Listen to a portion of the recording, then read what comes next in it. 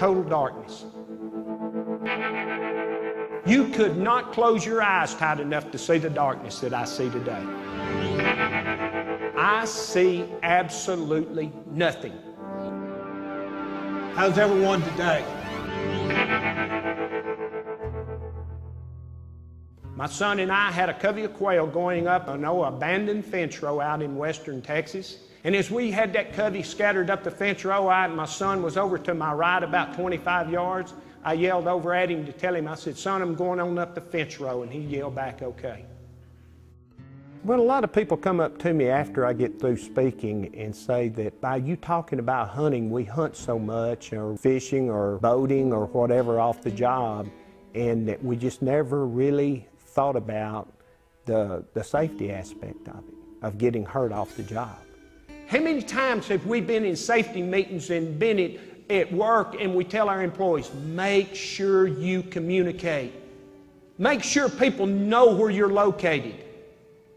And I just told my son I was going on up the fence row. And the quail got up, and they've got a mind of their own. Instead of going that way, they decided to go back where they come from. Where do you think my son thought I'd say it?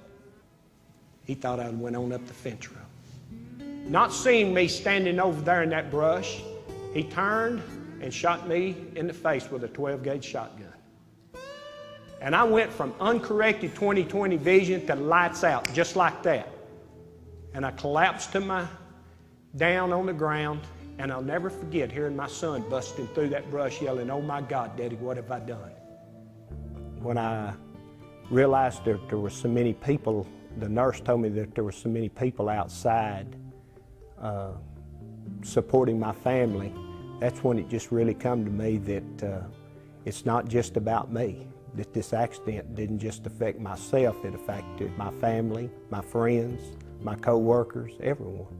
We was meeting with the doctors, and he said, man, I'm sorry. And I said, hey, you've done the best you can.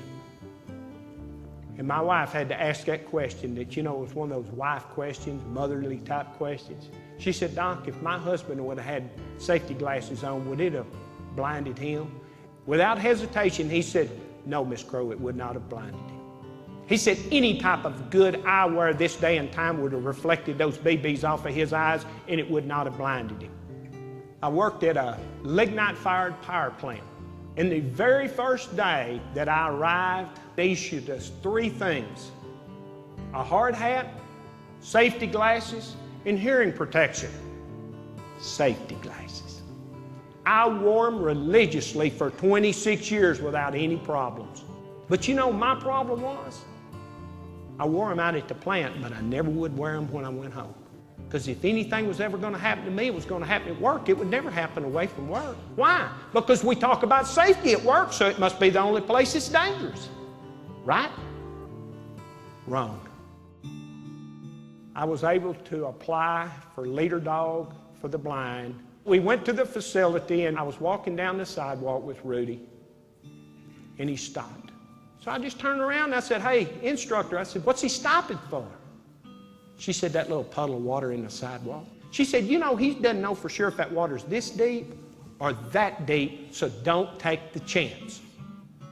And that's when it clicked with me. I said, oh, man. I said, they can teach a dog in 1 year of training, don't take chances.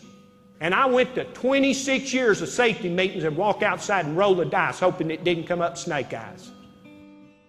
At first, after the accident, several people asked me, would I tell my story? And I said, no. One day, my wife said something to me that really got right next to me. She said, you know, if you could tell your story and you could save one family the grief that we've had to go through, wouldn't it be worth it? And when she said that to me, I said, I'll do it.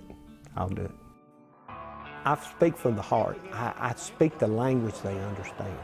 I'm not trying to speak over their head. I'm just trying to relay a message that what happens to people like myself not only affects the person that happened to, but it affects, you know, everyone, your family, your friends, your co-workers, everyone around you. I told this one guy I worked with at the power plant, it would just tear me up if I was to do something that got someone else outside hurt.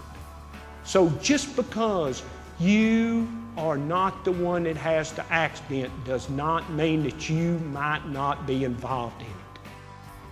I would never tell anyone that it was a good thing that I was blind.